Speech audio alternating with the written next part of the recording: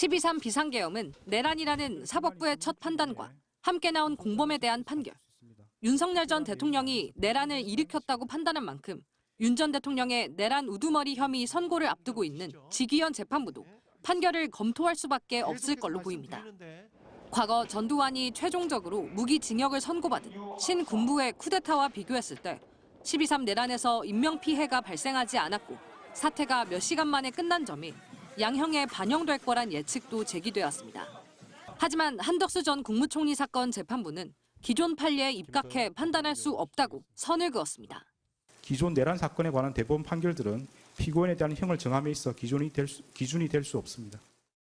시대가 바뀐 데다 아예 성격도 다른 내란이었기 때문입니다. 친위 쿠데타가 발생했다는 사실로 인하여 생긴 경제적, 정치적 충격은 기존 내란 행위와는 비교할 수 없을 정도에 이른다고 보입니다. 그래서 형사처벌을 받은 적 없고 고령인 점 등 피고인에게 유리한 부분이 있다 해도 친위 쿠데타인 12.3 내란은 이 같은 점을 반영할 수 없다고 판단했습니다. 이러한 사정이 있더라도 다음 같은 점을 고려하면 피고인에게 엄한 처벌을 하는 것이 타당하다고 보입니다.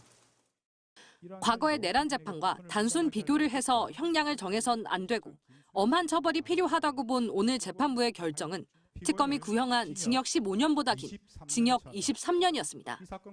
윤 전 대통령에 대해 특검이 1심 재판부에 요청한 형량은 더 무거운 처벌이 있을 수 없는 사형입니다.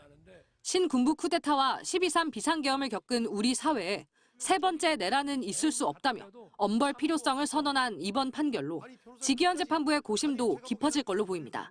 MBC 뉴스 유상입니다. 내란 중요임무 종사 혐의로 지난해 8월 구속 상태로 재판에 넘겨진 뒤 약 5달 만에 열린 결심 공판. 내란 특검은 이상민 전 행안부 장관에게 징역 15년의 중형이 필요하다고 재판부에 요청했습니다. 특검 측은 국민의 생명과 안전을 책임지는 행정안전부 장관으로 친위 쿠데타에 가담해 경찰의 국회 봉쇄를 알고도 묵인했다고 말했습니다. 언론사 단전단수 지시 혐의와 관련해서는 판사만 15년을 지낸 엘리트 법조인이 단전단수가 언론사 통제 용도라는 것과 그 과정에서 심각한 인명피해가 발생할 수 있다는 걸 몰랐을 리 없다고 지적했습니다. 하지만 이 전 장관은 계엄 선포 전후 사정도 몰랐고 몇 분 만에 내란을 공모한다는 건 말이 안 된다며 단전단수 문건을 슬쩍 봤을 뿐이라는 입장을 굽히지 않았습니다. 특검 측이 CCTV를 기준으로 이 전 장관이 대통령 집무실에 머문 시간이 13초밖에 안 되는데 그 찰나에 계엄 선포도 만료하고 문건도 봤다는 건 말이 안 된다고 하자 이 전 장관은 직접 윤석열 전 대통령이 곧바로 나가라고 손짓을 해 집무실을 나오는 과정에서 문건을 본 것이라며 실험을 해봐라 가능하다고 주장했습니다. 주머니 속에서 문건을 꺼내서 보는 모습에 대해서도 기억이 나지 않지만 그날 일정표일 가능성이 높다는 입장을 되풀이했습니다. 12월 3일 밤 허석곤 당시 소방청장과의 통화를 두고는 국민의 안전과 생명이 최우선이니 경찰의 요청이 오면 적극 협조하라는 취지였다고 했는데 특검 측은 듣는 사람조차 나쁘끄럽게 만드는 초라하고 비루한 변명이라고 비판했습니다. 이 전 장관에 대한 선고는 다음 달 12일에 내려질 예정입니다. MBC 뉴스 송정훈입니다.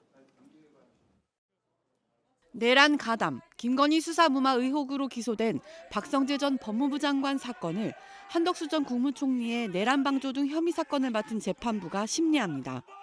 법조계에 따르면 서울중앙지법은 박 전 장관의 내란 중요임무 종사 및 직권남용, 부정청탁금지법 위반 혐의 사건을 이진관 부장판사가 재판장으로 있는 형사합의 33부에 배당했습니다.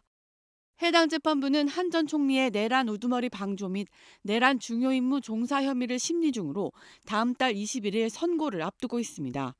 또 김건희 국정농단 특검이 기소한 건진법사 전성배 씨 사건의 재판도 맡고 있습니다.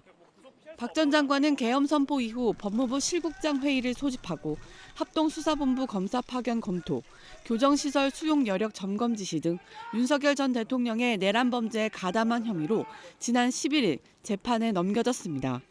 김건희 씨로부터 부적절한 청탁을 받고 서울중앙지검이 수사 중인 명품 가방 수수와 도이치모터스 주가 조작 사건을 무혐의 처분하도록 영향력을 행사한 혐의도 있습니다. 헌법재판관 미임명, 부실검증 혐의로 재판에 넘겨진 한덕수 전 총리와 최상목 전 경제부총리, 김주현 전 대통령실 민정수석 등 사건, 안가회동 허위 증언 혐의로 재판에 넘겨진 이완규 전 법제처장 사건도 같은 재판부에 배당됐습니다. 이진관 부장판사는 지난달 19일 열린 한덕수 전 국무총리의 내란 우두머리 방조 등 사건 재판에서 방청석에 앉아 소란을 피웠던 김용현 장관 측 변호인 권우현 이하상 변호사에 대해 법정 질서 위반으로 감치 15일을 선고했습니다.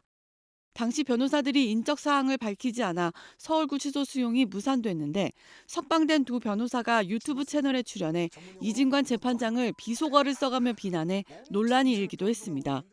그 후 변호사들이 감치 선고에 불복해 항고했으나 기각된 바 있습니다.